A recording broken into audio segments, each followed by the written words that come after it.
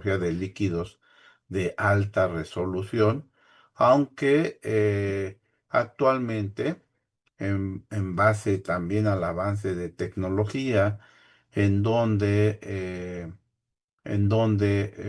tenemos tuberías que ya son capilares, ¿verdad? Son muy delgadas y que requieren todavía una presión más alta para que pase el líquido y el tamaño de partícula todavía es más pequeño en la fase estacionaria, como veremos un poco más adelante, pues se ha denominado de otras formas, de acuerdo a ese avance tecnológico. Y entonces, actualmente tenemos ese tipo de cromatografías. Si la fase es un gas, también, bueno, vamos a tener nuestras fases estacionarias. Vamos a mantener en fase gaseosa la, la fase móvil, ¿verdad? Por lo cual se utilizan altas temperaturas para mantener la fase móvil en fase gaseosa. ¿Y eso qué implica? Implica que necesitamos un gas que le denominamos gas transportador o gas acarreador, dependiendo de la literatura que lean.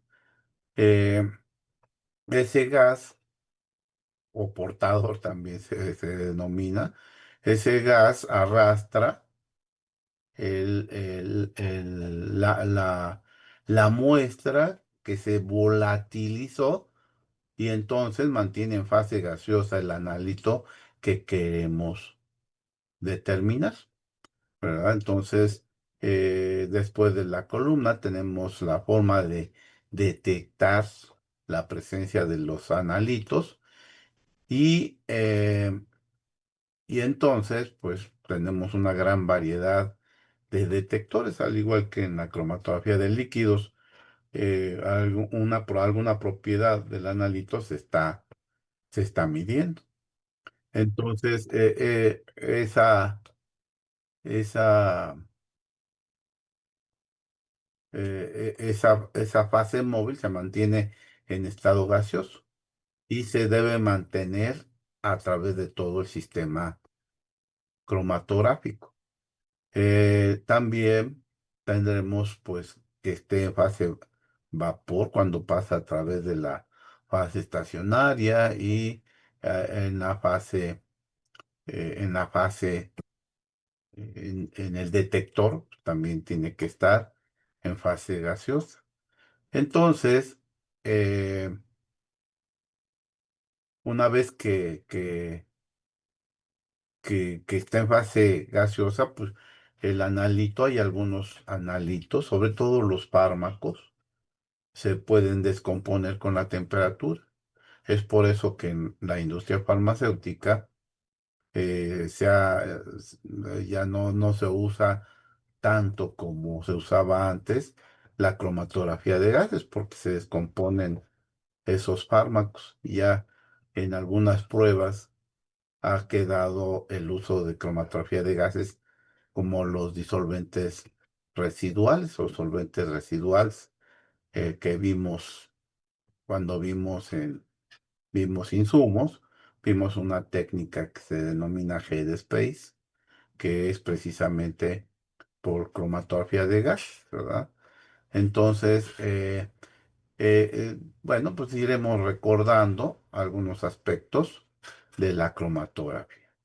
Debemos entonces identificar algunos de los factores que usaremos para el desarrollo en este tipo de proceso de medición.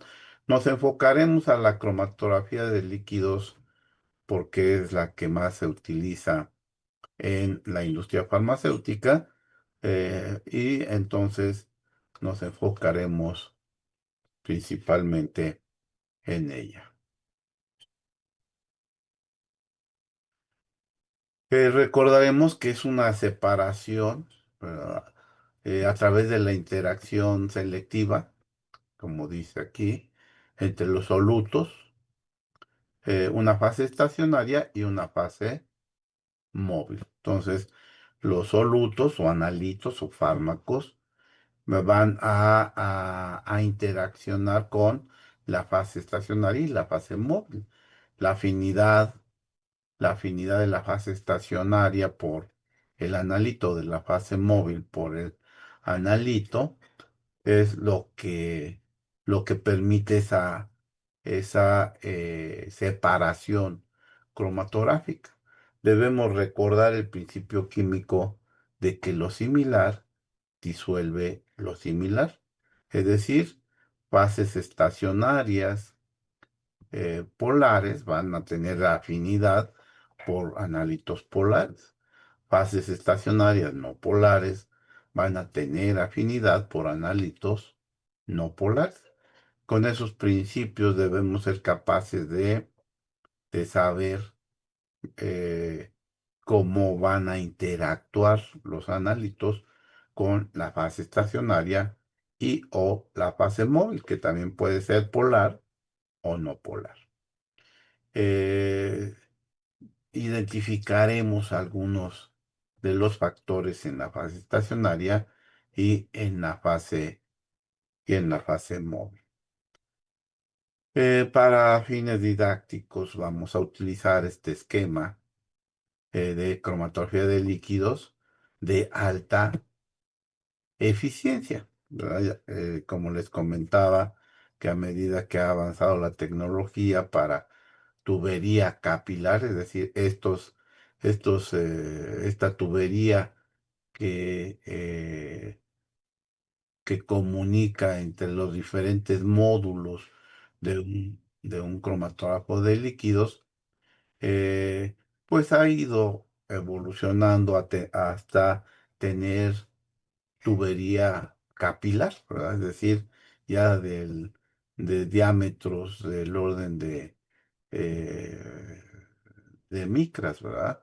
Entonces, eso implica, pues, que para poder pasar el líquido a través de todo este sistema de tuberías, pues vamos a requerir mayor eficiencia de las bombas, mayor poder de estas bombas que están impulsando el líquido, que es la fase móvil, a través de todo el sistema cromatográfico. Entonces, se han, se han desarrollado bombas que tengan o que tienen una mayor presión, ¿verdad? Para ejercer el, eh, sobre la fase móvil.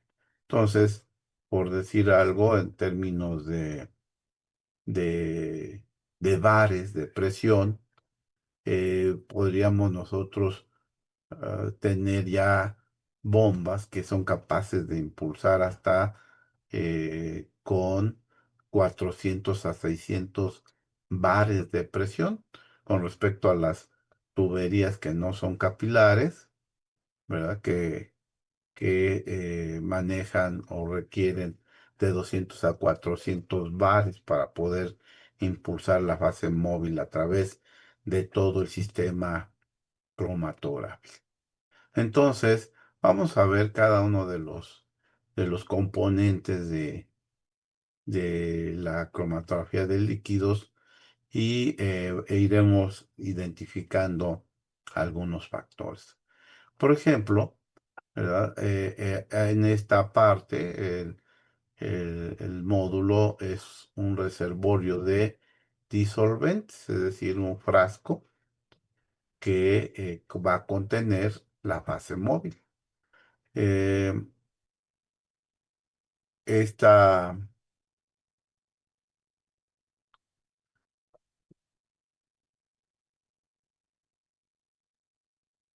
este recipiente de la fase móvil,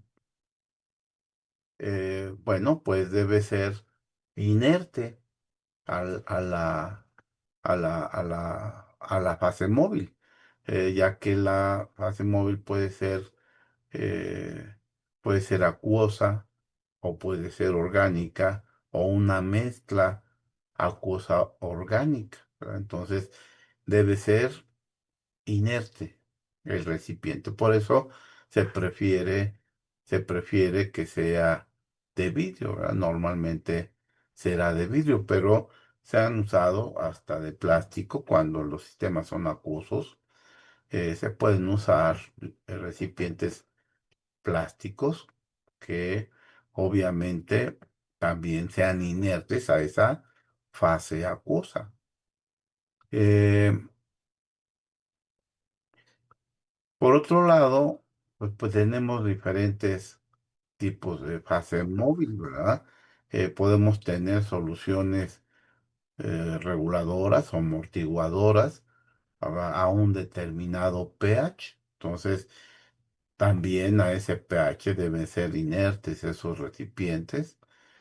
También puede ser mezcla de disolventes orgánicos y debe ser libre de partículas. Por eso, previamente a su uso en el cromatógrafo, eliminamos partículas, es decir, filtramos, dependiendo de si es orgánico o acuoso, pues podemos filtrar con diferentes tipos de filtros, ¿verdad? Eh, podemos tener tubería de acero o tubería de polipropileno, ¿verdad? De polietileno de alta densidad o PTFE, ¿verdad? Entonces, podemos o debemos tener recipientes inertes. Esa es la idea en general. Para proteger de partículas, ya que pues todo esto es pura tubería, como dicen algunos, pura fontanería, ¿verdad? Pues cualquier partícula que pueda estar presente puede bloquear esa tubería y por lo tanto lo veríamos reflejado en el indicador de presión, ¿verdad?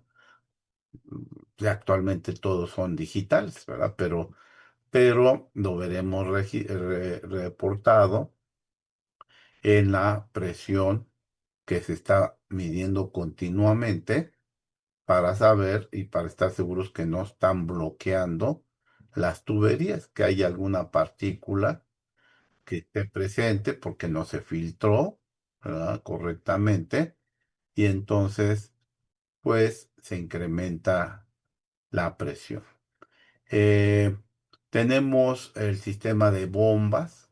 Las bombas, pues, tienen diferentes características, ¿verdad?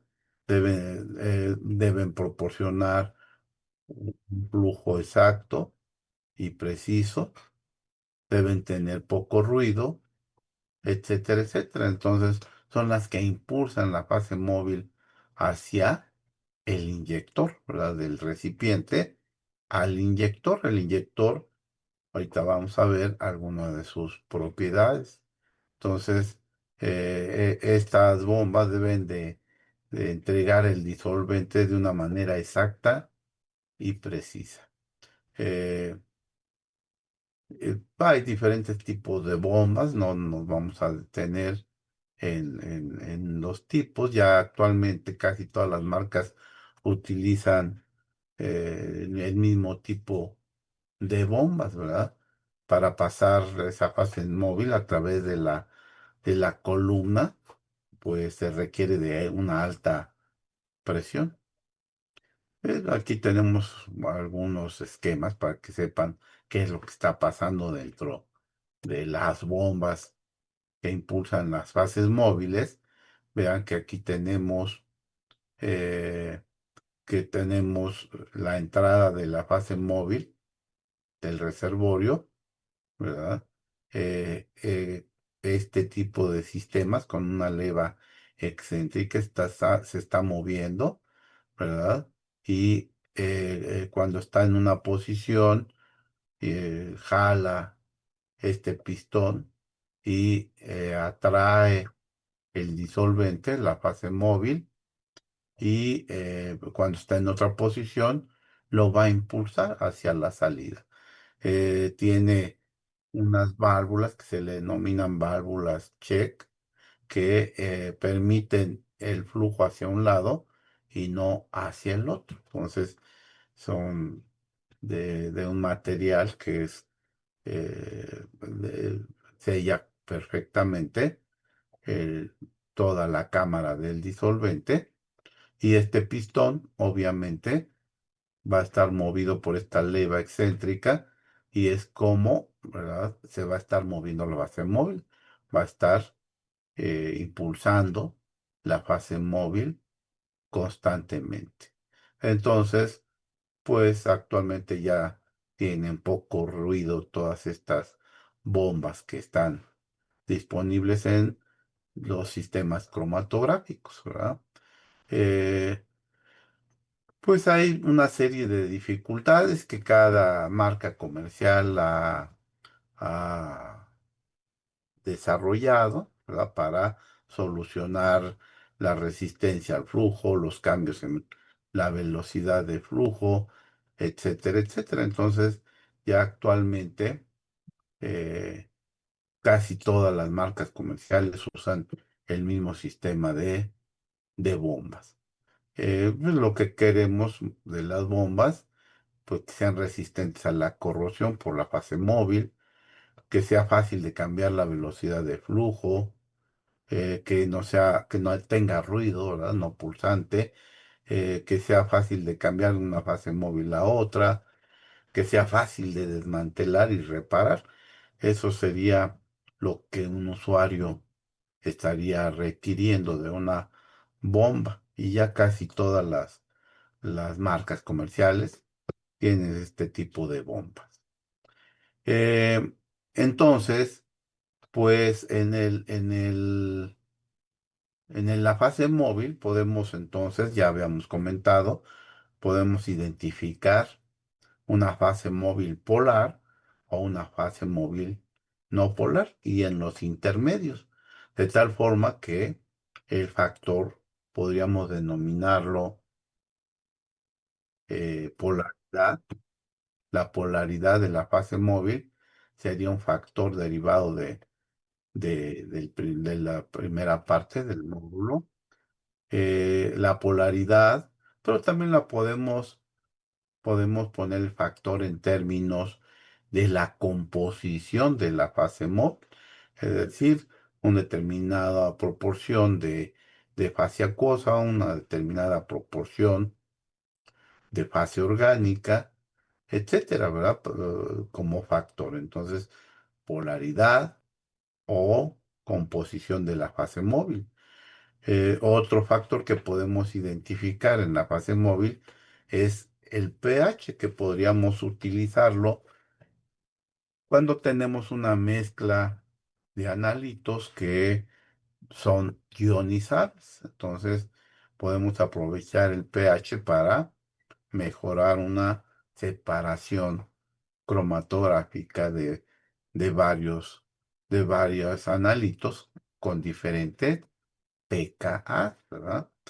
Entonces, la, la, la siguiente, la siguiente etapa es la bomba, y la bomba, pues, el factor que nos puede proporcionar es la velocidad de flujo, ¿verdad? Entonces, otro factor es la velocidad de flujo.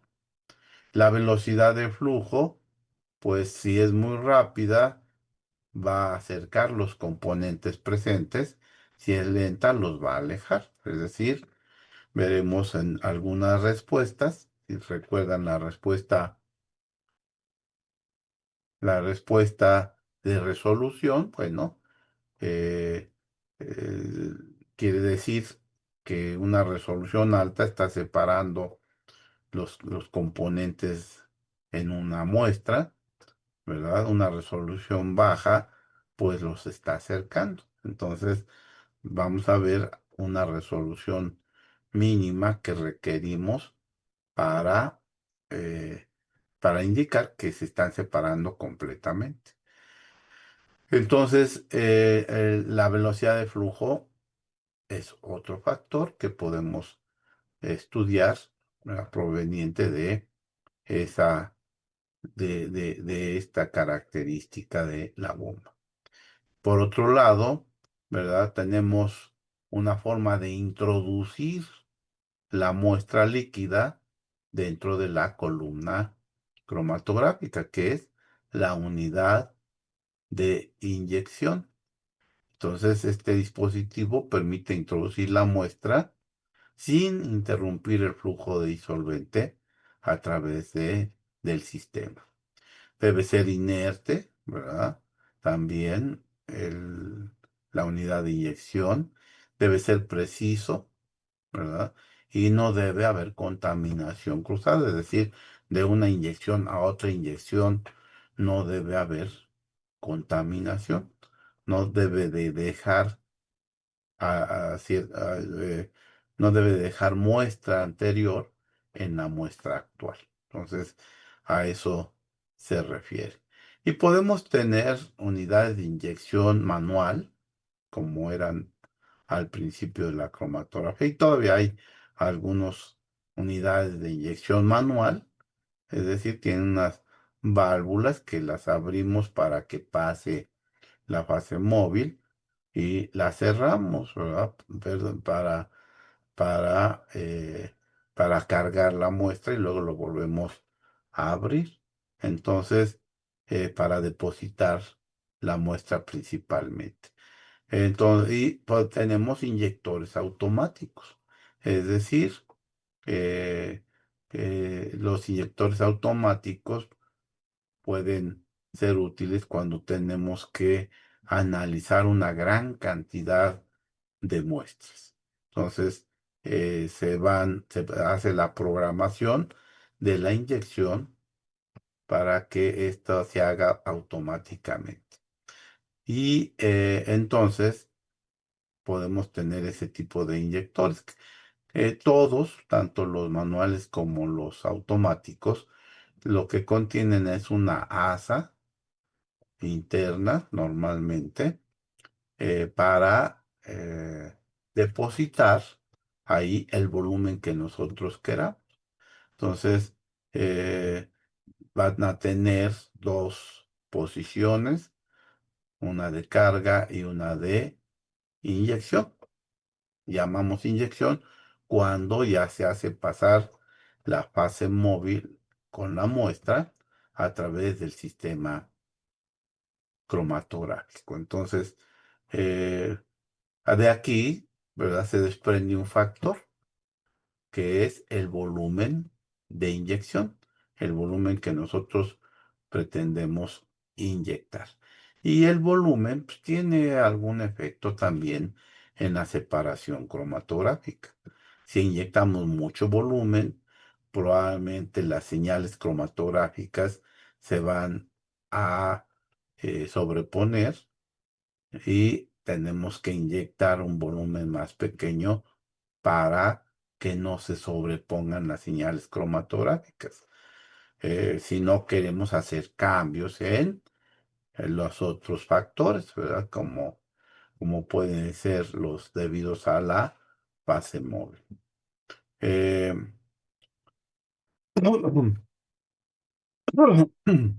¿Hasta aquí alguna pregunta, comentario, duda?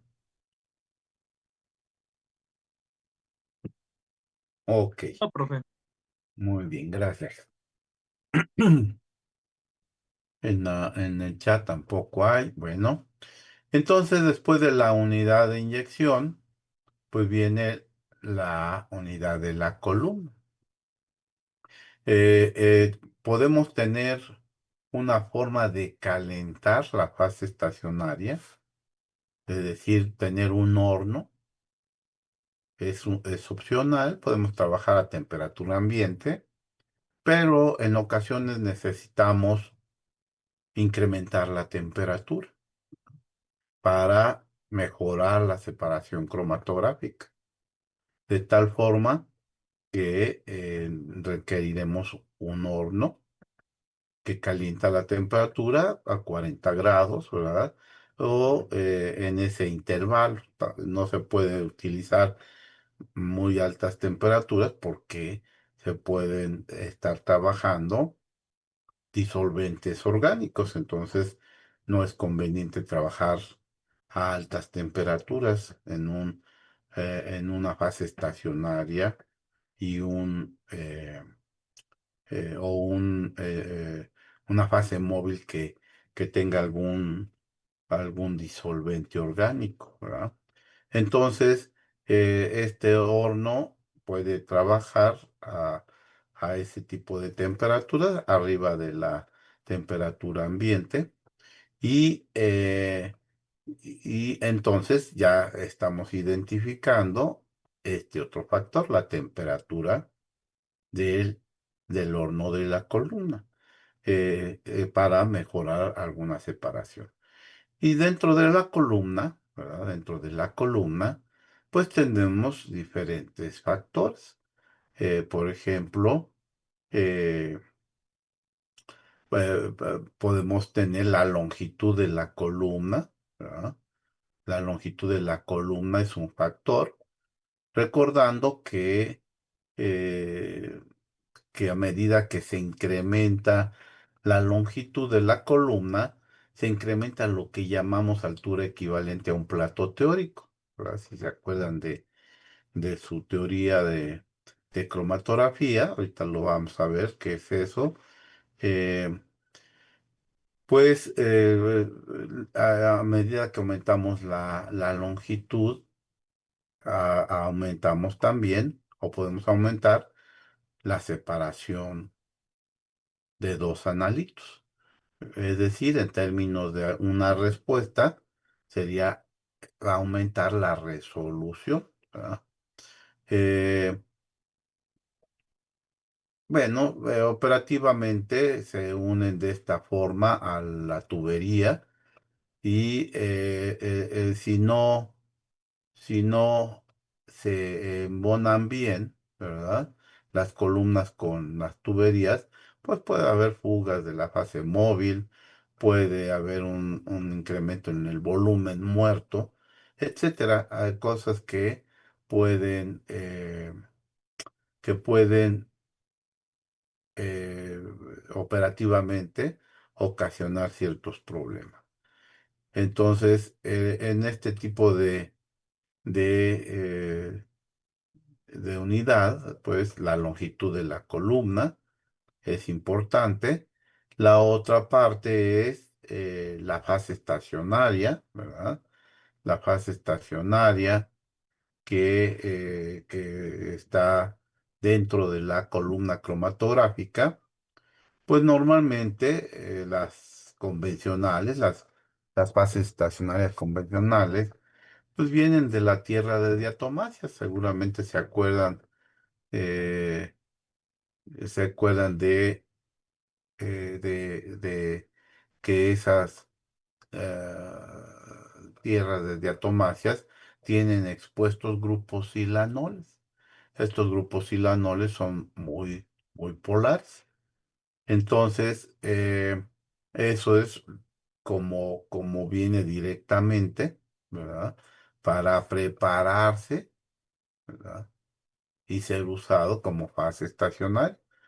Se ha denominado este tipo de fases estacionarias como parte de lo que llamamos cromatografía en fase normal.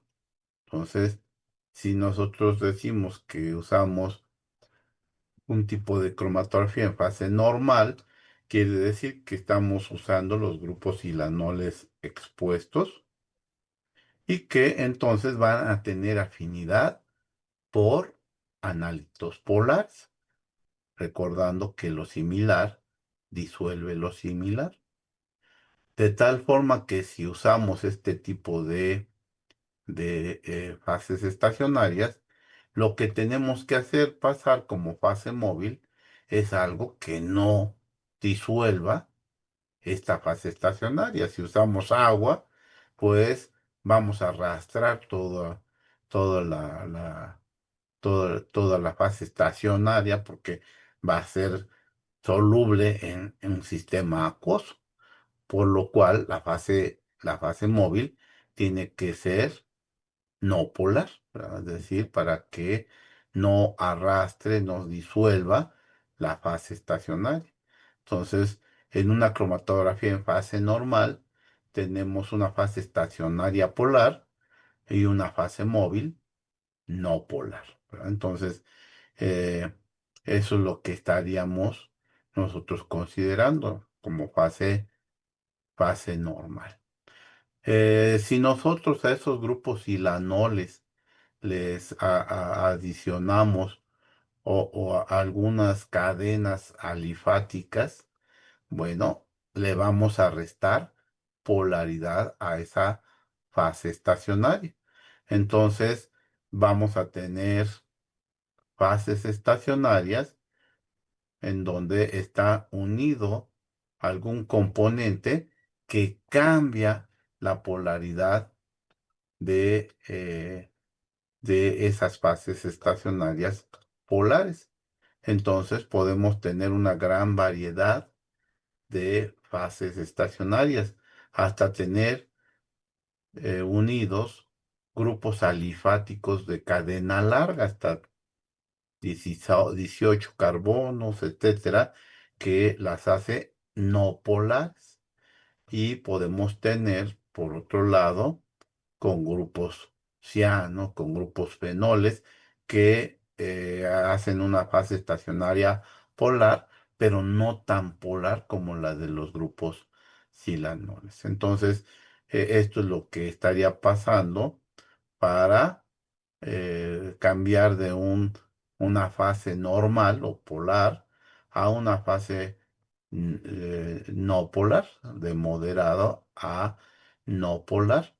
Y como pues ya no es una fase normal, la denominamos fase inversa.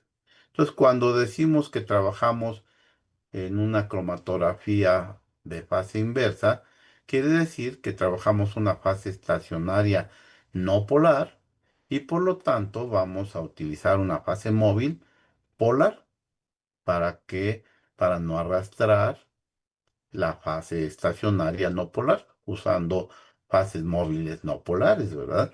Entonces, por eso utilizamos fases móviles polares cuando trabajamos en una cromatografía de fase inversa. Entonces, debemos recordar todo esto para que podamos entender el proceso de separación cromatográfica. Vean cómo podemos unir esas cadenas alifáticas o grupos, ¿verdad? A los grupos silanoles.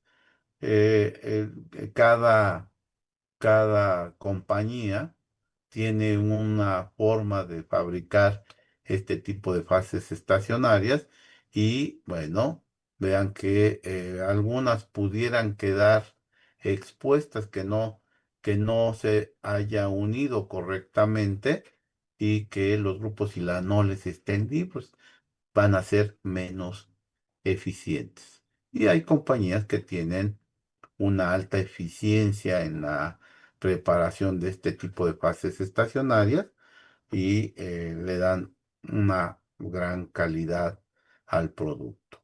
Entonces, eh, y pues se han desarrollado diferentes tipos de grupos que se unen a esos grupos silanoles.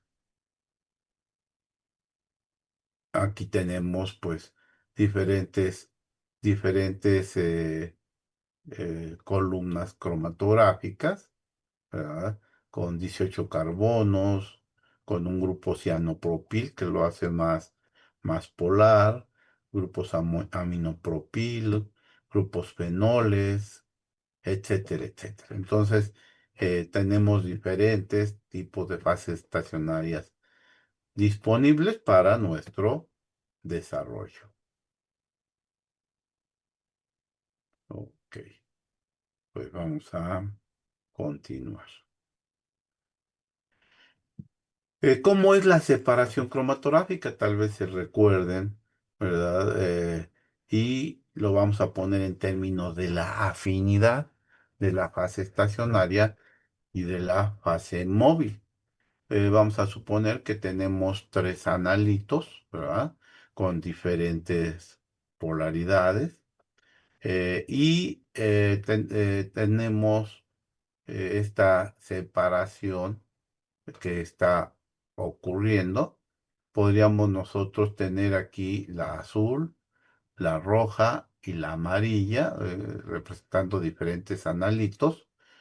Eh, la amarilla, que es la primera que está saliendo de la columna cromatográfica, nos está indicando que es más afín a la fase móvil y se mueven casi junto con la fase móvil. Las rojas, que son las intermedias, son afines a la fase estacionaria y se van deteniendo, ¿verdad? Eh, y las azules son las más afines a la fase estacionaria y se retienen. Entonces, dependiendo de esa afinidad, va a salir primero un analito, luego otro y luego otro y así, dependiendo del número de analitos que tengamos. Entonces, así es la separación. Lo similar disuelve lo similar. Si la fase estacionaria es polar, bueno, el analito que sale primero es el no polar, ¿verdad? Y porque sale junto con la fase móvil que es no polar. Y la fase estacionaria es no polar, bueno, entonces el primero que sale, el amarillo, sería un analito polar, porque tiene más afinidad por la fase móvil, que es polar, ¿verdad? Entonces, así es como sucede la separación cromatográfica. ¿Qué está sucediendo dentro de la columna cromatográfica? Seguramente recordarán los principios de la cromatografía, en este caso de la cromatografía de líquidos. Eh, Tenemos tres efectos principales a través de la fase estacionaria. Un efecto de vía múltiple, ¿verdad? De vía múltiple y difusión lateral, que implica que puede venir directamente el analito, ¿verdad? Con la fase móvil, puede tomar un camino recto o puede tomar un camino tortuoso, ¿verdad? Dependiendo de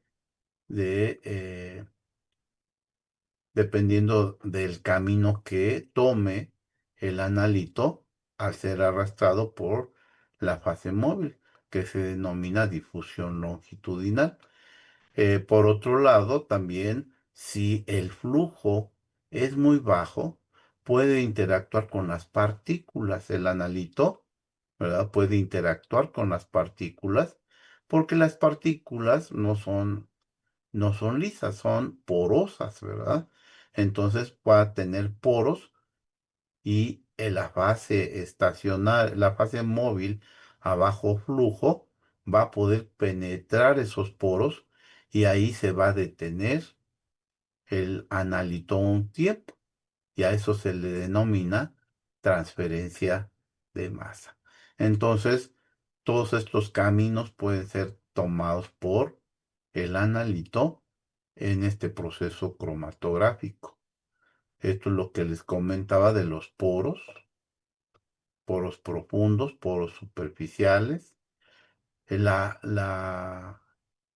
aspecto de las partículas pues puede ser amorfo o puede ser esférico, ¿verdad?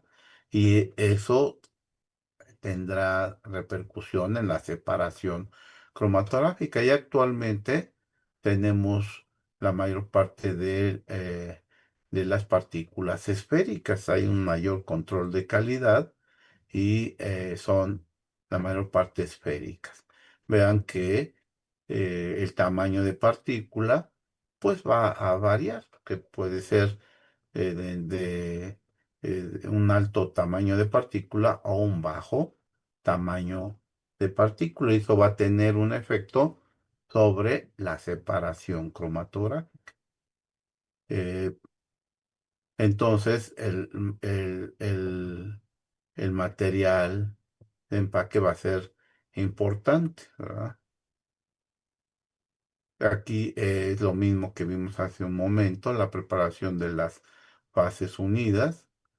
Tenemos otro tipo de cromatografía, ¿verdad? Otros mecanismos de separación, como es en este caso, ¿verdad? Que para separar analitos con diferentes tamaños moleculares, bueno, podemos tener este tipo de separación cromatográfica que se llama de exclusión. Entonces, va a tener la fase estacionaria diferentes tamaños de poro, ¿verdad? Para albergar tamaños moleculares pequeños y tamaños moleculares eh, medianos, y los tamaños moleculares grandes van a pasar más rápidamente que los otros tamaños, ¿verdad? Cuando tenemos análitos con diferentes tamaños moleculares, podemos aprovechar esa propiedad para utilizar este tipo de cromatografía que se llama cromatografía de exclusión molecular. Bueno, pues hay formas de trabajar cada una de estas cromatografías. En cromatografía de líquidos, a diferencia de la cromatografía, o muy parecido a la cromatografía de gases, tenemos lo que es la ecuación de Knox, que relaciona, que relaciona la altura equivalente a un plato teórico, que está representada por H, altura equivalente a un plato teórico, en función del flujo. Y los coeficientes representan los diferentes mecanismos de paso a través de la fase estacionaria que vimos en forma esquemática hace un momento. Es decir, el efecto multivía que tenemos en esta parte, en donde el coeficiente o la altura equivalente a un plato teórico es directamente proporcional al flujo, ¿verdad? Aquí lo tenemos representado por esta línea. En esta parte tenemos ese efecto de multivía. Aquí se está incrementando la altura equivalente a un plato teórico, ¿verdad? A partir de este flujo. Aquí se empieza a incrementar. En esta parte hay un efecto debido a la difusión molecular y es en a bajos flujos, ¿verdad? Puede haber este tipo de efectos. Hay una relación inversamente proporcional entre la altura equivalente a un plato teórico y el flujo. Y por último, la parte de transferencia de masa, ¿verdad? A a bajos flujos, ¿verdad? Vamos a tener bajos alturas equivalentes, es decir, menor separación con respecto a más altos flujos, ¿verdad? En donde tendríamos una mejor separación. Y ahí, en este caso, ¿verdad? En este caso, estaríamos nosotros teniendo el efecto de transferencia de masa. Em, eh, Se llama ecuación de Knox y tenemos esta relación que nos está indicando que la mejor separación es a este flujo, ¿verdad? En esta porción tenemos la mejor altura equivalente a un plato teórico, la mejor separación cromatográfica. Entonces, para eso se elaboran ese tipo de gráficos. Hay otros tipos de columnas y han salido algunas más modernas, de microboros, ¿verdad? Y columnas cortas. Entonces, eh, columnas de hasta de 2 centímetros, ¿verdad? Con tamaños de partícula de punto 40 micras, o sea, ya muy, muy pequeños los tamaños de partícula y longitudes cortas de las columnas. Entonces tenemos una gran variedad de columnas disponibles en el mercado. Vamos a ver, ok. Muy bien. ¿Alguna pregunta, comentario, duda? Ok, No, ninguna persona. muy No, bien. profe. Muy bien, pues vamos a regresar a nuestro esquema principal. Aquí está. Entonces, vamos aquí en la columna y entonces los factores que ya estamos identificando, la longitud de la columna, la fase estacionaria en términos de la polaridad de la fase estacionaria, el tamaño de partícula de la fase estacionaria y en términos del horno, la temperatura del horno de la columna. Serían algunos factores que estamos identificando. Entonces ya llevamos varios factores que podemos utilizar eh, para estudiar en el desarrollo del proceso de medición cromatográfica. El siguiente punto es la detección. Va a haber diferentes propiedades que podamos medir del analito y entonces podemos tener diferentes tipos de detectores. Nosotros lo que estamos requiriendo es ver y ubicar en el tiempo, ¿verdad? Ver y ubicar en el tiempo y espacio la posición de cada componente. Entonces, todo esto es lo que requerimos de los detectores, fácil uso y mantenimiento, tener una respuesta lineal, responder a todos los solutos, tener la sensibilidad apropiada, no afectarse por cambios de temperatura, por cambios de fase de, de, de, de flujo de fase móvil, etcétera, etcétera, ¿verdad? Entonces, eso es lo que estaríamos requiriendo de los detectores. Necesitamos que sean sensibles, que tengan una respuesta lineal, universal, sean predecibles, con bajo volumen muerto, no destructivos, etcétera. Bueno, bonito y barato como se dice, ¿verdad? Bueno, nada más para representarlo esquemáticamente, para que se imaginen cómo está, qué es lo que está sucediendo, pues tenemos la celda de flujo, ¿verdad? La celda de flujo. Aquí tenemos la fuente de luz ultravioleta, ¿verdad? Aquí tenemos la entrada de la columna. Vean que la tubería viene por aquí, ¿verdad? Aquí es donde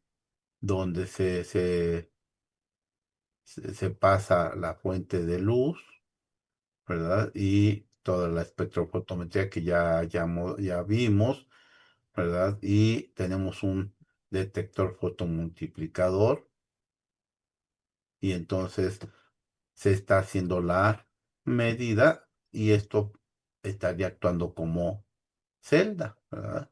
Recuerden que si la celda, la vía de paso es muy grande, bueno, vamos a aumentar la, la respuesta. Si es muy pequeña, vamos a, a disminuirla.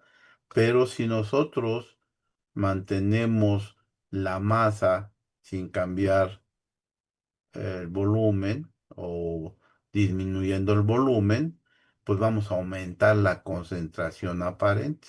Es decir, podremos aumentar la sensibilidad. Por eso, pues hay celdas de diferentes volúmenes, desde de 35 microlitros, y actualmente las celdas son de nanolitros en los nuevos sistemas cromatográficos, ¿verdad? Hay celdas del orden de nanolitros.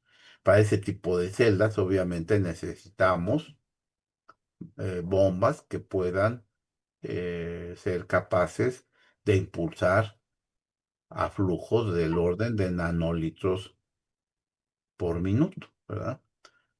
En fin, hay varios aspectos de cada celda, ¿verdad?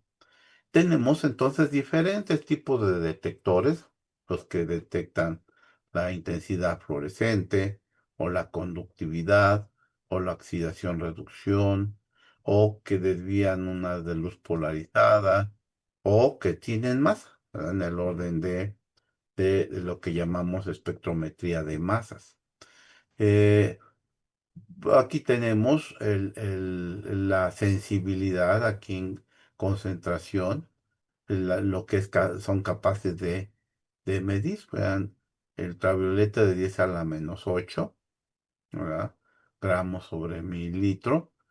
La fluorescencia es todavía más sensible, 10 a la -12. La conductividad, el amperométrico, 10 a la -10, y el más sensible actualmente, que es la espectrometría de masas, que va hasta 10 a la -15 gramos sobre mililitro. Esto nos está indicando que está en el orden de femtogramos, ¿verdad? Eh, y los volúmenes de las celdas de flujo también han estado variando, y les comentaba que ya actualmente están en el orden de nanolitros. Entonces hacen que sean todavía más sensibles los sistemas de medición. Ok. Entonces ya tenemos todos los módulos, ¿verdad? Y ya nada más nos faltaría ver que podemos registrar los perfiles cromatográficos o cromatogramas, ¿verdad? Los podemos imprimir o no. Podemos nada más verlos en pantalla, en forma digital, y entonces podemos integrar esas señales cromatográficas que están aquí saliendo, las podemos integrar en forma digital o en forma analógica, ¿verdad? Entonces, ya actualmente todo, todo se hace de forma digital.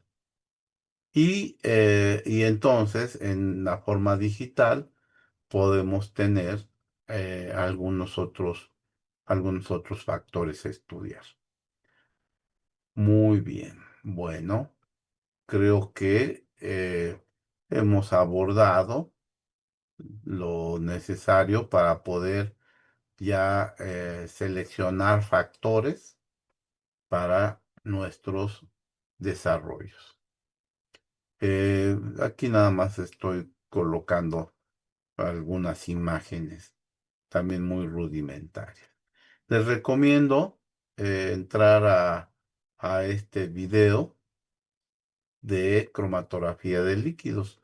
Nada más nos da tiempo de entrar unos minutos, ¿verdad?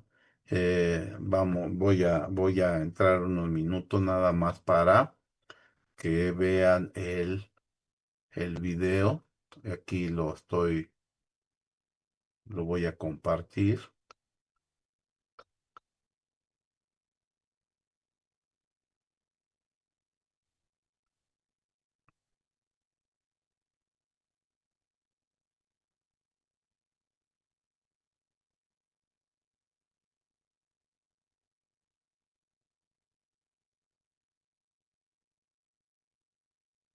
Hola, soy Lucía Guardiola, soy profesora de la Universidad Católica de Murcia.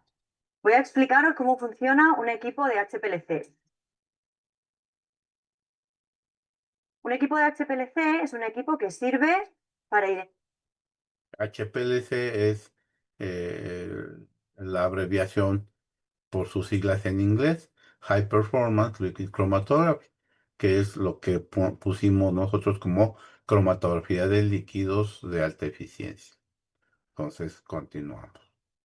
identificar, cuantificar y purificar muestras complejas en sus distintos componentes. Imaginemos que tenemos una mezcla formada por varios componentes y queremos identificar por qué componentes está formado. Lo que haremos será seleccionar, en este caso trabajamos con cromatografía en fase reversa. En fase reversa se trabaja con agua y un modificador orgánico, que suele ser acetonitrilo y metanol, mediante una bomba que suministra un caudal fijo, constante, y esto es muy importante puesto que trabajaremos, ahora lo comentaré, con tiempos de retención, suministra un caudal constante. Este caudal constante permite a través de estos conectores pasar ese modificador orgánico y el agua a través de todo el sistema. Llegamos aquí donde vamos a colocar nuestra muestra en un vial.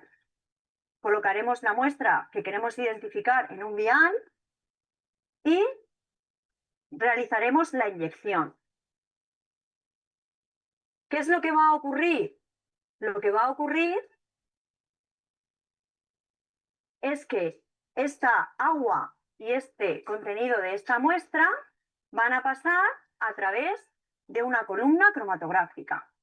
En esta columna cromatográfica, que es una columna de acero, su interior está formado por sílice unida a grupos hidrocarbonados. Esto es lo que se llama en cromatografía líquida fase estacionaria. Lo que ocurre aquí es que nuestra muestra con el agua o modificador orgánico va a pasar a través de esta fase estacionaria y se va a producir un reparto. Un reparto entre la muestra se va a quedar retenida o bien en la fase estacionaria o bien en la fase móvil. ¿Qué es lo que haremos? Iremos pasando los distintos componentes y si la muestra es más afín al contenido de la fase estacionaria, quedará más tiempo retenida en su interior. Y si la muestra es más afín a lo que hay en la fase móvil, pasará rápidamente a través de la fase estacionaria. Una vez que ha pasado por completo a través de la fase estacionaria, necesitamos un método de detección. El método de detección es variable en cromatografía líquida. Lo que aprovechamos es una propiedad física, algo que nos permita detectar. Esa propiedad física suele ser una propiedad física del compuesto o bien de la fase móvil. En este caso, vamos a trabajar con un detector de diodo Array. El diodo Array lo que permite es pasar una radiación electromagnética a través de esa muestra y lo que vamos a observar es que los compuestos de interés van a absorber parte de esa radiación electromagnética. Por tanto, necesitamos previamente, para trabajar en cromatografía líquida, necesitamos seleccionar bien las condiciones de trabajo. Necesitamos saber qué fase móvil vamos a utilizar, si es agua sola o es agua más metanol acetonitrilo.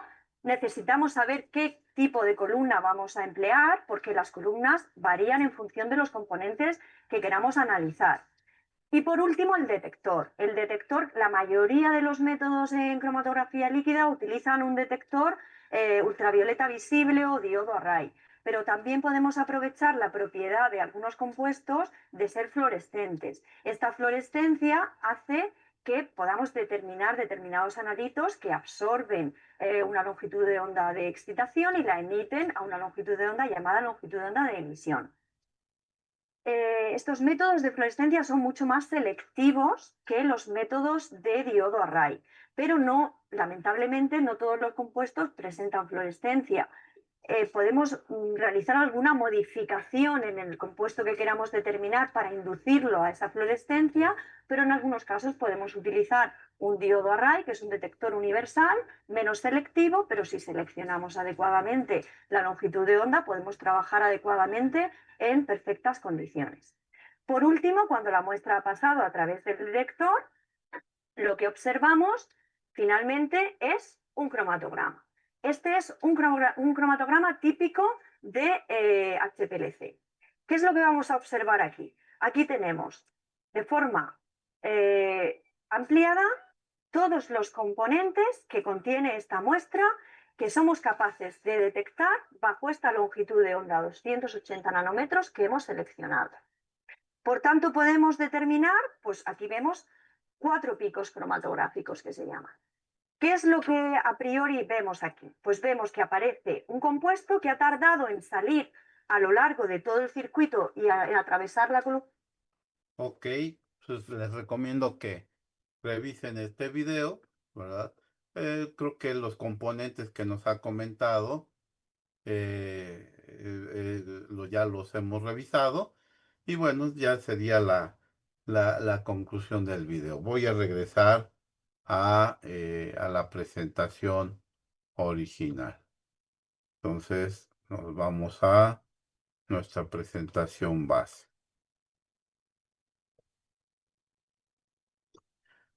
Ok. ¿Hasta aquí alguna pregunta, comentario, duda?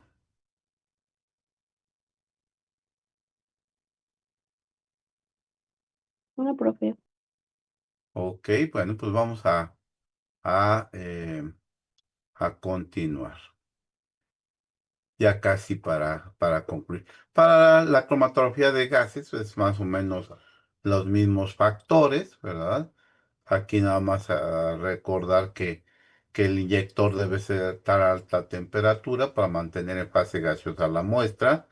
El horno también debe de tener una temperatura que mantenga en fase gaseosa la muestra y el detector también. Ya comenté acerca de las inconveniencias en fármacos que son termolábiles, ¿verdad? Eh, ¿Qué factores hemos entonces identificado? Bueno, el tipo de detección podría ser un factor, sería un factor discreto, la longitud de ondas en detectores espectrofotométricos, la longitud de onda podría ser un factor continuo en un intervalo determinado, la polaridad de la fase móvil, la polaridad de la fase estacionaria, la vía de paso de la celda, como comentamos en el detector de UV visible, el tipo de celda, ¿verdad? Es decir, el tamaño de la celda, el flujo, el tamaño de partícula, la longitud, acá está la longitud de la columna, etcétera, que son factores controlables que ya hemos visto, ¿verdad? Y por otro lado, las respuestas que podemos medir eh, la absorción en el ultravioleta como respuesta directa, ¿verdad? El tiempo de análisis, el tiempo de retención, la resolución, ¿verdad? Como una medida indirecta, la simetría de la señal cromatográfica, el coleo, es decir, la distorsión de la señal cromatográfica, y las respuestas indirectas que ya hemos visto de recuperación, linealidad, precisión, límite de cuantificación, etcétera, etcétera. Entonces, aquí nos estaría faltando el volumen de inyección, ¿verdad? También creo que no está aquí descrito el volumen de inyección, el pH de la fase móvil, etcétera, etcétera. Entonces, estos serían algunos factores que, que podemos estudiar de este sistema cromatográfico, ¿verdad? Ya en el video vimos un cromatógrafo parecido, que son Agilent. eh, Aquí todavía está como HP 1100, pero actualmente son de la marca Agilent, que está en formas modulares, ¿verdad? Más o menos tenía la misma configuración el video. Entonces, tenemos diferentes factores de la instrumentación derivados de la columna y de la fase móvil. Entonces, el flujo, la temperatura, el volumen de inyección, la longitud de onda serían de la instrumentación, la longitud, la carga de carbono, la polaridad de la fase estacionaria, el tamaño de partícula, etcétera, vienen de la columna. Y la fase móvil, el pH, la fuerza iónica, la polaridad, la composición de la fase móvil, etcétera. Serían algunos de los factores, casi están la mayoría, que podemos utilizar para el desarrollo de nuestro proceso de medición y de las respuestas que están aquí, ¿verdad? Podemos recordar el número de platos teóricos, el factor de capacidad, el factor de separación, la resolución como elementos básicos de respuestas directamente del perfil cromatográfico. Y nada más para recordar las formas de obtención que ya actualmente lo hacen, lo calculan los sistemas cromatográficos en forma digital, ¿verdad? Pero tienen esta relación entre el número de platos teóricos, el tiempo de retención y la amplitud en la línea base, ¿verdad? Aquí lo está determinando la amplitud a la mitad de la altura, por eso se llama al 50%. Y aquí lo estamos determinando, lo hacen ya los sistemas cromatográficos. Para el factor de capacidad también tenemos nuestro algoritmo. Para el factor de separación, ¿verdad? La relación de los factores de capacidad de los diferentes analitos. La resolución en términos de los tiempos de retención de los analitos son señales cromatográficas adyacentes.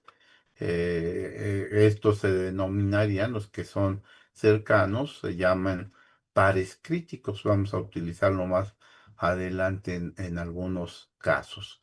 Eh, y con respecto a la amplitud en la línea base, eso sería una forma de determinar la resolución.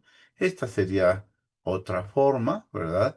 Eh, Cuando lo relacionamos con la eficiencia en términos del número de platos teóricos, con la selectividad, cuando lo relacionamos con el factor de separación, y con la retención, cuando lo relacionamos con el factor de capacidad. También lo podemos relacionar con respecto a la cinética de salida del sistema cromatográfico y con la termodinámica. Es decir, la cinética nos va a indicar en cuánto tiempo va a salir y la termodinámica nos va a indicar que sí se van a separar o no, ¿verdad? Entonces, también podemos utilizar en ese sentido la resolución o bien la podemos relacionar en términos de las variables de la columna dadas por el número de platos teóricos o por las variables del disolvente dado por el factor de separación y de capacidad. Entonces, hay diferentes respuestas que vamos a poder medir, ¿verdad? Y que veremos en algunos de los ejemplos más adelante. Muy bien. Bueno, pues creo que con eso recordaríamos lo que es el sistema de medición o el proceso de medición cromatográfico. La siguiente sesión veremos algunos ejemplos y resolveremos algunos casos en 3 o 4 sesiones más. ¿Alguna pregunta, comentario, duda?